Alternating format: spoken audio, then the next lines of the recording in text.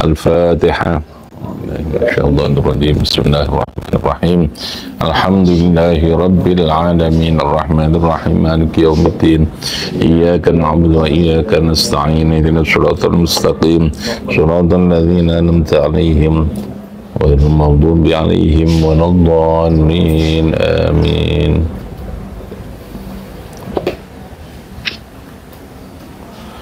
Assalamualaikum warahmatullahi wabarakatuh.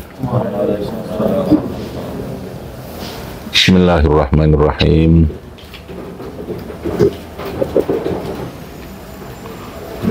Alhamdulillah wassalatu wassalamu ala Rasulillah wa ala alihi wa ashabihi wa mawala. Subhanaka la ilma lana illa ma 'allamtana innaka antal alimul hakim. Amma ba'd.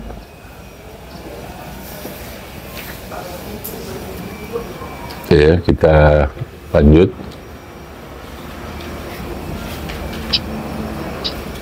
Kemarin kita bicara tentang kewajiban ya.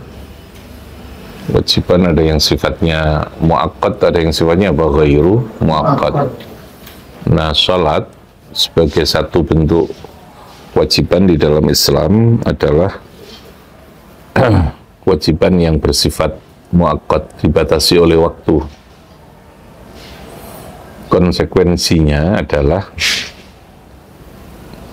karena ada interval waktu ya, kapan dimulai kewajiban itu dan kapan diakhiri kewajiban itu, maka ada dua kemungkinan dalam orang melaksanakan satu sesuai dengan waktu yang ditentukan, maka pelaksanaannya itu disebut dengan adaan. Ibadahnya namanya ibadah yang mu'adah, ibadah yang dilaksanakan sesuai dengan waktu yang ditentukan itu. Namanya apa? Mu'adah. Apa namanya? Mu'adah. Lalu ada orang yang melaksanakan ibadah itu karena sudah di luar waktu yang ditentukan, sudah selesai, sudah lewat, maka itu disebut dengan istilah qadhaan. Apa namanya? Qadhaan.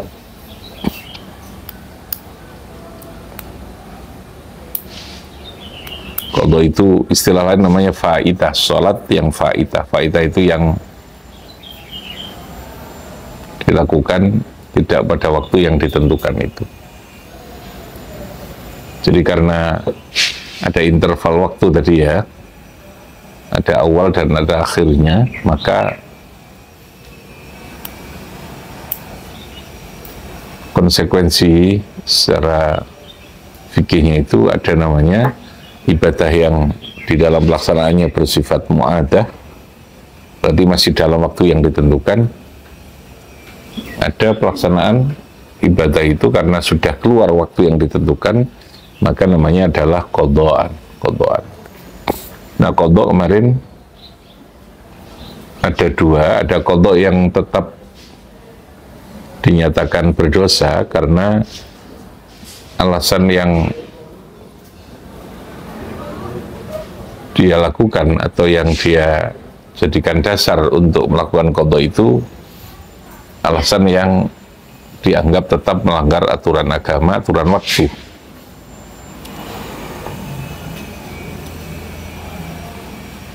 Kalau seseorang tidur jam 11 ya, lalu ketiduran,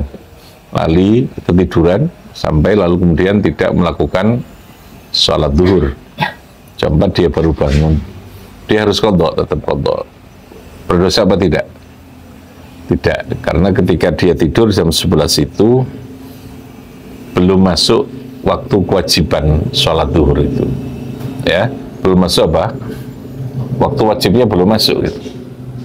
Beda kalau dia sholat jam 12, jam setengah 1, waktu wajibnya sudah masuk belum? Sudah kan? Ya. Maka ketika wis wajib kok dia gandang sholat, terus dia malah mungkin karena ngantuk tidur dulu sampai kebablasan, wajib qadha enggak? Wajib. Tapi dia berdosa, dosa waktu itu. Karena ketika dia tidur, yang menjadikan dia telat atau dia terlambat atau kehilangan waktu yang ditentukan, tidurnya itu sudah masuk pada posisi waktu sholat wajibnya itu sudah masuk, itu sholatnya sudah masuk.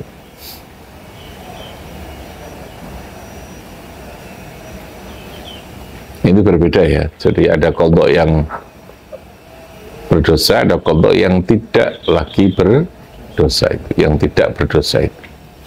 Oke. Itu dari segi waktu ya, dari segi waktu. Jadi ada yang sifatnya kewajiban yang muakkad itu konsekuensinya kayak tadi ini. Yang kedua, ini masih karena terkait dengan sholat. Muakkad itu ada dua. Ada muakkad yang muwassa, ada muakkad yang mudayyak, ya. Muakkad yang apa? Muwassa. Ada muakkad yang bersifat mudayyak.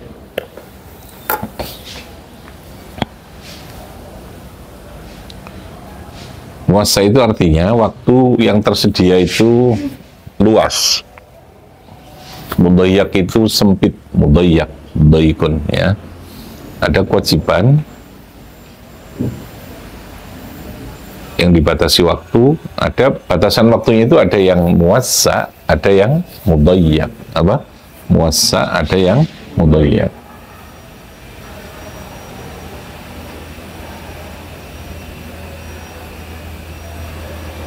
Nah, ukurannya untuk menentukan muwassa dan mudayyak itu, kalau muwassa itu waktu di mana di dalam waktu itu bisa dilakukan perbuatan yang sejenis di luar perbuatan fardu itu, yang sejenis ya.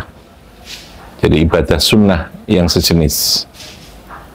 Jadi kalau dia melakukan sholat fardu, namanya fardu zuhur, di luar fardu zuhur dia masih bisa melakukan sholat sunnah. Sholat itu kan sejenis ya, cuman bedanya yang satu fardu, yang satu itu sunnah. Jadi dia iso sholat sunnah yang lain, ya. Mau sholat sunnah rawatibnya, mau sholat sunnah yang di luar rawatib, namanya sholat hajat, mau sholat taubat, mau sholat tasbih, terserah gitu ya. Asal kalau zuhur ya jangan sholat tahajud, ya, jangan sholat duha, ya. Mau sholat mutlak boleh, silahkan. Nah, jadi bila mana waktu masih memungkinkan untuk dilakukan ibadah sunnah yang sejenis, gitu ya, maka waktu itu namanya muwassa. Apa namanya? Muwassa. Maghrib itu meskipun kelihatan sempit, tapi tetap muwassa. Kenapa maghrib itu kewajiban yang sifatnya muwassa, sholatnya itu? Ya karena di luar sholat maghribnya masih bisa sholat sunnah, meskipun hanya beberapa sholat sunnah, beberapa rakaat ya. Tapi berbeda dengan poso, kewajiban Ramadan. Ramadan itu kewajiban yang mudayyak. Kewajiban apa? Mudayyak. Contohnya Ramadan itu. Ramadan itu 1 bulan kan kita puasa. Dari segi waktu yang tersedia kan panjang. Ya. Tapi kan kita tidak bisa melakukan puasa sunat di luar puasa Ramadannya.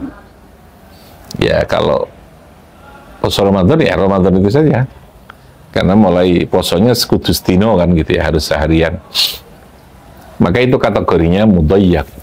Jadi waktunya sangat terbatas, itu namanya waktu yang mudayyak gitu. Sore iso nglakoni ibadah liyane. Paham ya? Kategorinya apa? Mudayyak. Apa namanya? Mudayyak. Karena habis untuk satu jenis ibadah fardunya saja itu. Nah, kalau waktu itu muwassa, maka otomatis ada interval waktu tadi itu ya. Jadi di samping sholat zuhur, karena bisa dilakukan hanya beberapa waktu gitu ya, beberapa menit, selebihnya kita masih bisa melakukan sholat sunat itu.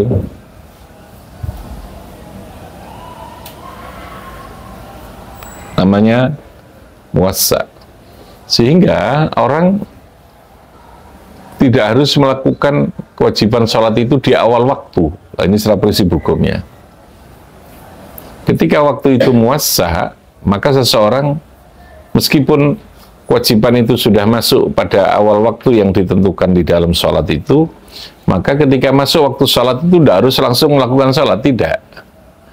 Dia masih punya pilihan untuk sholat ketika awal waktu itu, atau dia menunda, mengakhirkan, atau melakukannya pada waktu berikutnya, gitu ya. Tidak harus di awal. Maka lalu para ulama, para madzhab itu menentukan bahwa ada waktu yang afdol, gitu ya. Tapi Anda masih bisa sholat duhur jam 12, mulai masuk wajib ya. Anda sholat, bagus, afdol itu ya, karena fi awal waktu itu afdol, awal waktu itu afdol. Anda sholat jam 1 masih boleh. Anda sholat jam 2 masih boleh. Masih muassa itu. Tapi ketika sudah mendekati habis waktunya, maka tidak lagi muassa, sudah harus mudayyak. Anda tidak boleh sholat yang lain, harus sholat duhur, gitu ya. Harus sholat duhur utamakannya. Paham ya? Jadi apa bedanya? Kalau muassa dengan mudayyak tadi. Kalau muassa itu apa? Masih bisa dilakukan ibadah sunnah yang lain yang sejenis. Apa yang sejenis?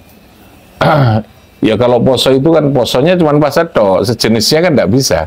Quran, maca Quran, itu sedekah itu kan sudah di luar jenis. Anda kalau puasa disertai dengan ibadah membantu orang bisa enggak? Bisa. Ibadah ngaji bisa enggak? Bisa. Tapi kan ngaji itu bukan puasa gitu ya. Tapi nek salat sunat, ya sama dengan salat fardu kan, sejenis itu. Jadi maka ulama mengambil satu rumusan tadi ini. Muaqqat itu ada yang muassa, ada muaqqat yang mudayyak lah, untuk menentukan mana kriteria mudayyak, bukan pada panjang pendeknya waktu itu yang tersedia, tapi ada pada apakah gitu ya, di dalam waktu itu masih bisa dilakukan ibadah sunnah yang sejenis apa tidak itu. Nah konsekuensinya tadi itu, ada yang harus hanya boleh melakukan ibadah itu. Kalau poso kita tidak boleh melakukan ibadah sunnah, ya sudah ibadah Ramadan itu saja. Paham ya? Makanya konsekuensinya nanti diniat. Niat itu harus ta'yin ya, harus betul-betul mempertegas terhadap jenis perbuatan itu. Sholli fardhu dhuhri, ya harus ada fardu karena di dalam waktu itu masih bisa salat sunat, gitu loh ya. Harus adzuri untuk membedakan dengan kewajiban di luar itu. Paham ya? Harus ada usul di jenis perbuatannya apa, sholat. Paham ya? Jadi itu konsekuensi dari kriteria tadi ya, jenis waktu yang dimiliki dalam suatu ibadah itu.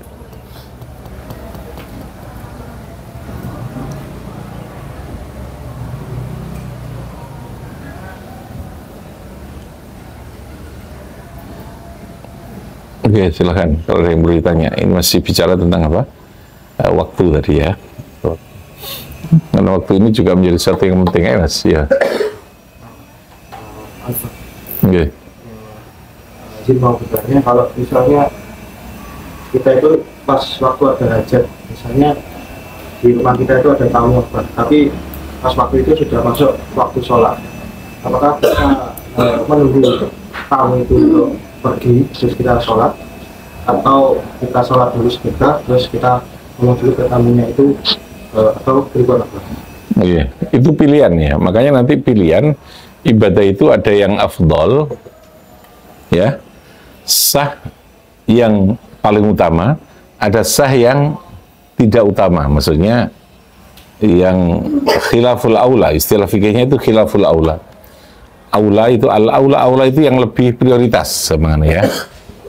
Kalau sahnya tetap sah, asal di dalam waktu ya. Anda umumnya menerima tamu di sini, lalu karena masih ada waktu ya, sedikit masih mau tamunya semulih lagi sholat, gitu ya. Asal di dalam waktu sah masihan, sholatnya masih apa? Sah. Atau Anda sholat dulu, ya, sholat di sini, goda mari sholat, lagi terima tamu, boleh nggak itu? Boleh, asal masih ada, ya sholatnya tadi sudah pasti ya, selalu pasti. Artinya masih di dalam waktu. Nah, Di situ lalu kemudian pertimbangannya bukan kalau sholatnya harus tetap pada waktu, ya toh. Pertimbangannya apakah yang utama? Lah itu pertanyaannya ya. Apakah yang utama kita nerima tamu dhisik baru sholat, atau kita sholat dulu baru menerima tamu? Satu dilihat tentu jenis tamunya kayak apa juga gitu ya. Dia pada kepentingan apa gitu ya. Karena kepentingan tamu ya punya pengaruh terkait dengan respon yang harus kita berikan itu. Kalau tamunya pada posisi sekedar kepingin ngopi bareng, ngobrol, ya tentu sholat lebih dulu itu lebih baik gitu. Tapi kalau tamunya punya masalah berat yang harus Anda berikan respon untuk bisa diberikan jawaban atau masukan atau keputusan gitu loh ya, maka tentu menek si ono waktu ya respon dulu tamunya itu. Jadi delok potongan tamu ini kaya apa ya, bukan potongan wajah ya. Lah nek wong golek utangan piye ya. Nek padha ganti duwite ya nek jawab ae padha mbokeke gitu ya. Penang mulih gitu ya. Jadi tentu di sini tetap melihat tadi ini posisi perbuatannya. Sama dengan kita punya anaknya nangis wayahe tiga imam gitu ya, wayahe dikasih susu kalau gitu. Ayo nyusoni wayah apa? Apakah kita sholat dulu? Apa kita lalu ngeramut anaknya? Ya kalau masih ada waktu yang ngeramut anaknya gitu ya. Paham ya? Karena Gusti Allah menyediakan waktu longgar itu tentu memberikan apa? Leluasaan kepada kita untuk menentukan pilihan yang terbaik pada pilihan yang harus kita pilih. Oleh lalu kemudian kita memaksakan boleh afdol, tapi lalu mengabaikan terhadap aspek kebutuhan kemanusiaan tadi ya, tetap harus didahulukan itu. Ini kalau ada orang yang celaka, kamu sedang posisi sholat, momennya ya, ono wong yang kate celaka. Celaka itu momennya dia tidak tahu kalau di situ ada lubang. Kamu sholat tepatnya ada lubang atau ada sesuatu berupa binatang yang bisa menyakiti dia. Kamu sholat. Ada orang yang lewat, kamu tahu di situ mamanya ada ular atau ada apa ya. Kamu harus membatalkan sholatmu, lalu kemudian bilang kepada orang itu, nanti sholat lagi. Kamu kalau memaksakan sholat, sah sholatmu, tapi kamu berdosa. Paham ya? Karena menyelamatkan menungso itu jauh lebih utama ketimbang kamu memaksakan diri untuk sholat itu. Jadi itulah mas ya, tamunya itulah itu. Tamunya tadi itu situasinya kayak apa? Makanya lalu waktu itu kan ada tadi ada afdol, ada ini. Nah, ketika harus berbenturan dengan sesuatu yang harus kita pilih, maka kita bisa memilih mempertimbangkan sejauh mana tingkat urgensi dari sesuatu perbuatan atau suatu pilihan itu di luar sholat itu. Nabi itu kalau Anda dalam keadaan lapar atau dalam keadaan panas, itu Nabi itu ya wis lah, tunggu dulu nanti sholatnya kalau sudah agak dingin. Tabarrud istilahnya ya, tabarrud. Jadi fi waktu naharin, dalam waktu yang terlalu panas, Nabi itu meskipun fi awal waktu itu afdol, tapi ketika panasnya sangat menyengat, ini kita bayangkan di Arab ya, panas yang begitu panas dengan derajat tinggi panasnya bisa 50 derajat. Maka dalam posisi seperti itu Nabi menganjurkan ya tunggu dulu sholat, tidak harus fi awal waktu, tidak harus mengejar yang utama gitu. Contohnya begitu ya. Sama dengan ketika kamu mau sholat, makanan sudah siap, maka kata Nabi sholat dulu al-asya qabla al-isya. Nah, makan dulu. Nek wis panjen panganane disiapno, ayo mamsik. Baru sholat isya, engko ben sholate ora kecap-kecap. Ora kepingin mangan maksudnya ya. Supaya sholat Allahu Akbar panganane wis ketok apa maneh ambune sumerbel ya. Ya kamu nanti sholatnya eling panganane kan gitu ya. Nah itu maha bijaksana Nabi begitu. Makanya afdoliyah itu tetap harus dipertimbangkan pada aspek kemanusiaan kalau saya lihat itu ya. Ilat yang paling utama itu apa? Aspek kemanusiaan itu. Terus ini sih, ya, kemanusiaannya itu. Mangan dulu ya kak apa? Namanya Al-asya, asya itu makan malam, qabla al-isya. Sudah. Kalau sudah siap al-asyanya, persiapan makan malam itu makan dulu saja, nanti toh salat isyanya masih ada waktu. Ya gitu loh ya. Makanya kalau saya memahami filosofi dari semua perintah itu dari Allah itu saja nih, kata kuncinya itu di ketaatan itu kok ya. Ya, dia apa? Ketaatan. Karena sesuatu hal kita tidak mungkin segera melakukan karena ada pertimbangan lain, lalu Anda menunda itu, tidak apa-apa, Gusti Allah itu paham, karena ada persoalan. Yang penting kamu sudah taat dulu. Yang tidak boleh itu menyepelekan sebuah perintah. Wis iso ngelakukan ibadah di awal, ngerasa karena waktunya itu longgar, lalu kemudian wis kok tak sik-sik. Nah, itu namanya apa? Taswif bahasanya. Taswif itu menunda-nunda kebaikan. Itu yang lalu oleh Gusti Allah dipaitu ya, dipaitu, bahkan dimarahi gitu ya. Apa kebaikan kamu tunda-tunda gitu ya. Tapi kalau kita sudah niat tuh, ternyata kok ada tamu ya, aku niat sholatku di awal waktu gitu ya. Ada tamu, yang tamunya harus saya hormati dulu. Ya sudah. Oh saya sudah mau nih, kok anak saya nangis ya. Oh kok tetangga saya ini sedang butuh bantuan. Oh kok ada orang yang harus saya tolong. Ya tolong. Gusti Allah kan sudah tahu apa dalam hatiran dan pikiran kita bahwa kita saja nih kepinginnya ya fi awal waktu tadi itu. Ya, jadi pertimbangannya yang terkait dengan aspek kemanusiaan yang darurat, apalagi yang perlu kita lakukan untuk menolong dan menyelamatkan orang, itu jauh lebih penting dipertimbangkan ketimbang kita mendahulukan hal yang bersifat ibadah tadi. Oke, silakan. Yang lain? Ayo. Ya, nih. Masih mengenai tamu apa? Ini konteksnya sekarang di pernikahan apa? Kadang itu kan pengantin cewek itu sudah make up dan harus on fire sampai sore. Gunting itu kalau kena dikasih wudhu nanti make up lagi dan sebagainya. Nah itu persoalannya. Adat itu tidak boleh mengalahkan kewajiban atau ibadah. Ya, di situ maka harus di-manage. Ya. Satu, kita harus membuat batas waktu sing sekiranya orang nabrak ibadah itu. Sehingga tamunya gak ngerasa gremeng ya. Oh, banyak aku sing salah waktu mamanya gitu ya. Harus di-manage itu. Kalau sampai keluar waktu, tetap tidak bisa ditoleransi. Paham ya? Ada sih yang membolehkan jamak itu karena posisi yang terpaksa kayak begitu. Ya ada, kalau mau yang sifatnya pendapat yang tidak terlalu populer, yang tidak terlalu kuat, yang tidak muktamad, boleh menjamak, jamak ya, tapi ya meninggalkannya tetap tidak boleh. Paham ya? Meninggalkan itu tidak boleh. Kemungkinannya adalah pendapat yang membolehkan jamak dalam posisi yang kita begitu sulit, ya begitu berat kayak begitu. Berat itu kan kita sendiri sing gawe-gawe kan aslinya gitu ya, gawe-gawe itu ya.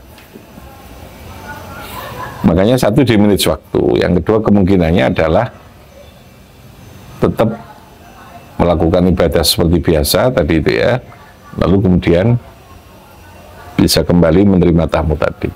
Tamu ini apa ya terus kasih tubuh, mamanya kalau kita nggak pakai apa itu Pak? Apa? Ini nggak pakai make up gitu. Kita mau mau ngantennya sentai kasih tubuh, aku teko gitu kan enggak ya. Jadi tetap satu di manage itu. Nah kita ini karena ngenteng no, terkadang karena kekuatan adat itu kadang jauh lebih kuat ketimbang hal yang sifatnya ibadat, hal yang sifatnya kewajiban ibadah itu, lalu kemudian dikalah no itu kewajiban ibadah dengan itu. Nah, sholat itu memang tidak boleh ditinggal sama sekali sholat itu. Kalau yang lain poso gitu gak iso, bisa nanti tidak kuat pasti bisa di haji maunya ya karena ada alasan tertentu sehat, tidak ada kuota, belum ada jatah waktunya bisa ditunda gitu. Nah, sholat itu sampai diberikan opsi-opsi kan, kayak iso ngetik wis pokoknya tetap sholat kamu ya, lungguh kayak iso lungguh tidur malam gitu kan, kayak iso karo sholat biasa gini melayu gak apa-apa. Nah, perang, dalam keadaan perang kamu lari tidak apa-apa. Kayak iso ngadep kiblat ketika dalam kondisi perang, tidak apa-apa nggak ngadep kiblat. opsi-opsi yang sampai batas yang tidak lagi seperti sholat, ya, asal kamu dengan niat itu yang harus diniati sholat, itu diberikan oleh Gusti Allah. Karena apa? Supaya sholat itu tidak sampai ditinggalkan gitu. Tapi kalau yang lain tidak diberi opsi seperti itu, ya sudah, kalau tidak bisa ya kamu tunda nanti begini, nanti kamu gantilah bayar di tempat yang lain yang kamu sudah bisa gitu. Waktunya sangat longgar gitu ya. Haji nih, kamu banyak gak sehat, masih di duit, sudah ada waktunya ya gak apa-apa, gak budal. Kalau kamu ada yang lebih ini, nah gitu ya, macam-macam lah ya. Kalau sholat tidak bisa ditinggalkan, paham ya? Melebihi waktu itu tetap dikasih porsi tadi kodok itu, gitu ya, paham ya? Masih ada waktu kodok itu. Orang suci, orang duwe pakaian sing suci, gak bisa sesuci, tidak ada air, tidak bisa tayamum, namanya faqidut tahurain, istilah fikihnya, ya tetap putus salat toh, namanya li hurmatil wakti, ya. Nanti kamu iadah, gitu kan, kamu iadah itu. Jadi salat itu kewajiban yang tidak bisa ditinggalkan sedikit pun, karena salat itu adalah standar minimal kita untuk iling no Gusti Allah, gitu ya. Meskipun seringkali orang sholat itu ya ilingnya ditakbir saja kadang, atau malah juga tidak iling ya. Sholat itu adalah cara Allah mensyariatkan kita untuk iling naksawa Gusti Allah itu. Minimal, batas minimal. Seharusnya hidup kita ini ya terus menjadi sholat. Gitu. Ngajar itu ya sholat, paham ya? Makan itu ya sholat, artinya lidzikri, zikirnya tetap ada gitu ya. Sholat itu lidzikri. Substansi sholat itu lidzikri, sama dengan substansi makan jeruk itu ya vitamin, gitu loh ya, vitamin. Substansi sholat itu apa? Zikir nggone Gusti Allah. Nah, kita jadikan hidup ini substansial. Berarti di sana ada substansi sholat, substansinya, ya, ada substansi apa? Sholat. Di apa saja gitu. Maka sholat itu adalah batas minimal kita untuk iling nggak Gusti Allah itu. Gitu? Nah, makanya nggak boleh ditinggal dong. Sehari saya suruh ingat saya lah 5 kali gitu ya. Itu pun tergantung kamu. Mau 1 menit boleh, mau 2 menit boleh kan gitu toh ilingi. Selebihnya kamu iling boleh, tidak iling boleh. Gitu ya. Kalau kita nggak ingat Allah itu tidak berdosa sesungguhnya. Tapi imannya tentu iman yang rapuh, yang tidak baik, yang tidak kuat.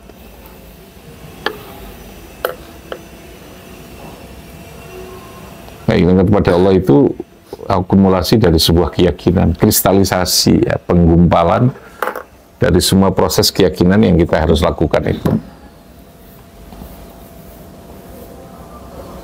Kalau itu betul keimanannya, orang itu selesai sesungguhnya. Tapi karena iman itu yazidu yanqusu, iman itu fluktuatif, maka posisinya lalu kemudian mempengaruhi terhadap tingkat kebaikan seseorang itu. Ketika dikasih ilmu, dia dikasih kecerdasan, dia cerdas memahami sesuatu. Sesungguhnya siapa yang lebih cerdas? Si Allah kan. Orang dikasih harta, dikasih ini kemampuan, ini jabatan, siapa sih ngasih? Si Allah semua. Kalau kita memahami Gusti Allah itu kan, ya kita pasti konsekuensinya tidak ada kesombongan, tidak ada perasaan dirinya paling hebat. Paham ya? Dari segi negatifnya, kebalikannya. Dari segi positifnya, dia pasti harus kerjasama, dia pasti terus harus berdoa, dia pasti harus menyayangi kepada sesama, dia pasti harus memahami orang lain, macam-macam kan? Itu konsekuensi dari apa? Keyakinan satu saja, bahwa sumber utamanya adalah kita melihat semua yang terjadi pada kehidupan kita ini Gusti Allah itu. Sayangnya ketika terkadang itu kita merasa, oh ini aku kok yang hebat. Pasti di situ akan munculkan apa? Ngerasa hebat. Kesombongan itu. Sombongan itu. Apa mas? Anak-anak tak? Pak tuh kan? Oh, kan ada orang ngamennya.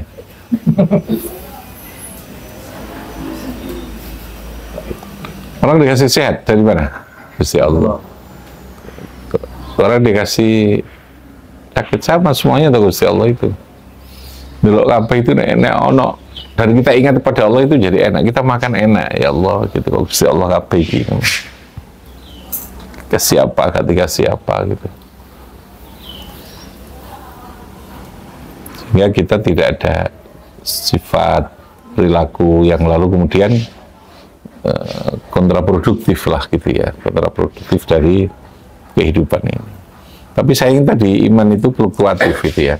Nah, pas kita imannya kuat itu ya ngono-ngono iku sadar kabeh gitu. Nek gak iku ya metu melarai gitu ya, metu sumbunge, metu melarai, metu diktatornya keluar ini ya itu otoritas yang terlalu kuat itu ya. Metu lokronya apa istilahnya? Putus asanya, metu tidak semangatnya, kok ini ya urip iki ya gitu. Itu berarti ada yang ada Tuhan sedang tidak lagi berada pada dia gitu ya. Maka hidupmu jangan terlepas dari Tuhan, dari Allah itu. Karena kita meyakini kabaiku toko Gusti Allah itu.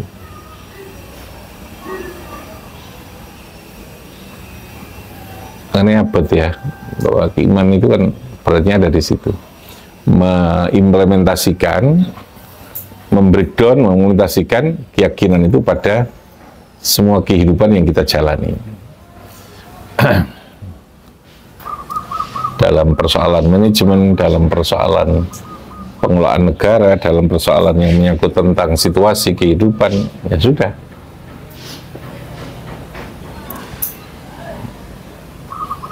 Kita hanya diberikan hak ikhtiar ya, dengan kemampuan akal kita, dengan kemampuan hak ikhtiar gitu ya.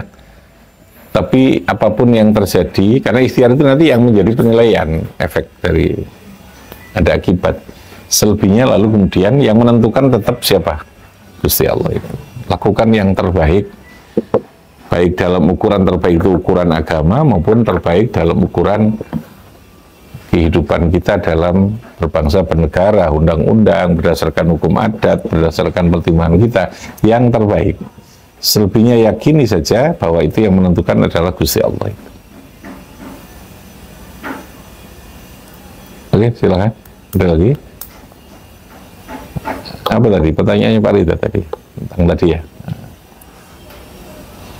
Jadi kita ini seringkali terkalahkan ya. Kembali adat itu seringkali ya. Makanya harus tetap ada batasan. Ini mana yang agama, ini mana yang adat itu. Nah, kita ini seringkali membebani hidup kita dengan adat. Adat itu tetek bengeknya, itulah adat itu. Kita sekolah dibebani oleh persoalan institusional, oleh ini. Ya karpe ngatur, karpe ini ya. Tapi itu kan menjadi beban. Itu.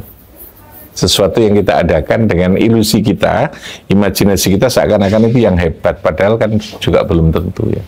Apalagi sesuatu itu lalu dipatenkan harus begini, harus begini. Seharusnya tidak. Sesuatu pilihan itu biarkan dia menjadi sebuah dinamika ya, logikanya. Paham ya? Apakah itu mesti yang terbaik ketika hari ini pilihannya? Enggak lah, gitu ya. Besok mungkin dia akan berubah kan? Besok akan berubah lagi, besok akan berubah lagi. Itu yang sifatnya adat, yang pilihan kita, hasil karya kita, kreasi kita itu. Sebenarnya kan kembalinya ke sana toh. Bukan yang nekor itu bisa jenis apa? Kitanya apa orang lain ya, kalau kita lalu mengelola lembaga ini seperti inilah gitu. Kita ini kan wajar saja, karena memahaminya wilayah adat itu jangan dimabnikan, jangan dipatenkan, kayak isu bergerak gitu ya. Jangan mengalahkan ibadatnya. Ibadatnya apa? Ilmu kan? Bisa mencari apa? Ilmu. Orang disuruh sholat, masjid dengan segala bentuk bangunannya itu adat apa ibadat? Gawe masjid itu ibadah, bangun masjid. Tapi apakah bentuk ornamen masjid itu ibadat apa adat? Adat apa ibadat? Adat lah, pilihan. Makanya masjid bisa berbeda bentuknya, meskipun ada ciri yang sama. Ya. Tapi malaikat itu nggak ada persoalan itu dengan urusan kubah, dengan urusan ornamen, dengan urusan bagus tidaknya. Paham ya? Itu pilihan kita, pertimbangan pilihan itu adalah untuk nyaman, dadekno wong seneng opo ora kalau kita nglakoni ibadah itu. Kebanggaan kita untuk bisa sholat, nah itu kebanggaan. Paham ya? Seneng.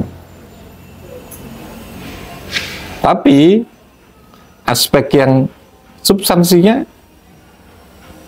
bisa bergeser gitu ya. Apa? Substansinya jangan bergeser, substansinya ibadahnya itu. Nah kita ini substansi itu apa? Yang diperintahkan oleh Allah itu substansi, karena harus kita patuhi ya. Sehingga orang terkadang terbebani dirinya sendiri ketika dia melihat hal yang mestinya bukan substansi tapi dianggap substansi. Substansi itu yang pokok ya, yang pokok itu dalam semua aspek ya. Oke, silakan tanya lagi.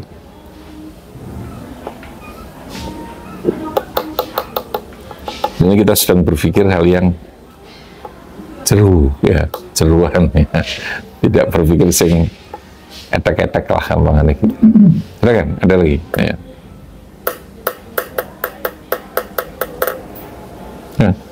Ya. Ya.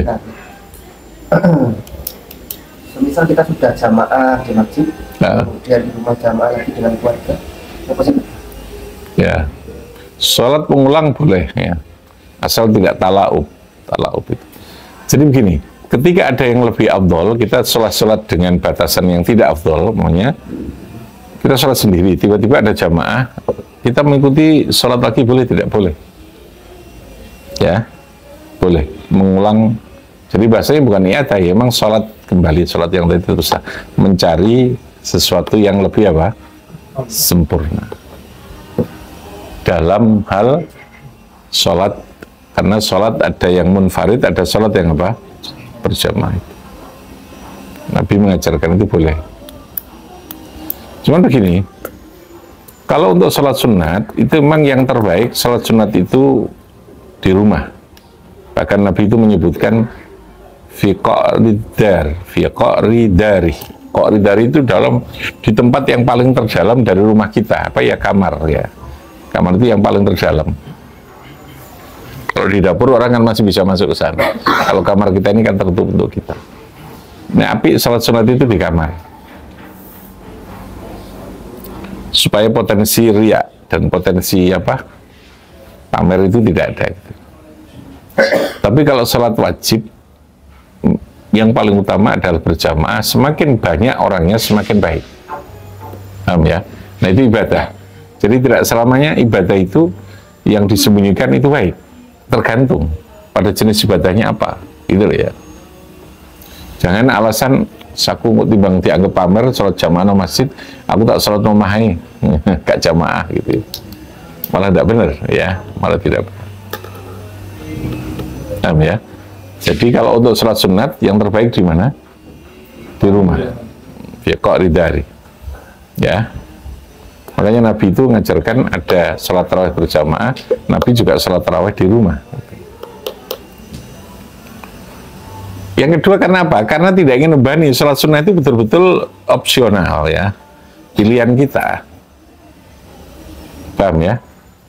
Beda dengan wajib. Wajib itu masih kamu di rumah atau di masjid, orang tahu kalau itu pasti dilakoni kan gitu loh ya, pasti dilakoni. Tapi kalau sunat itu kan potensial banget ya, menunjukkan nggak wajib aku tak milih sholat ya, aku bedaran ini orang sing apik lah, itu kan potensial, potensi untuk dipamerkan.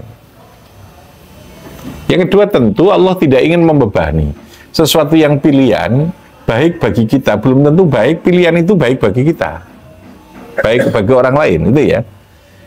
Bagi kita ketika dalam kondisi di mana kita ini tidak repot, tidak ada kewajiban lain, ya tentu sholat itu menjadi bagus, sholat sunnah.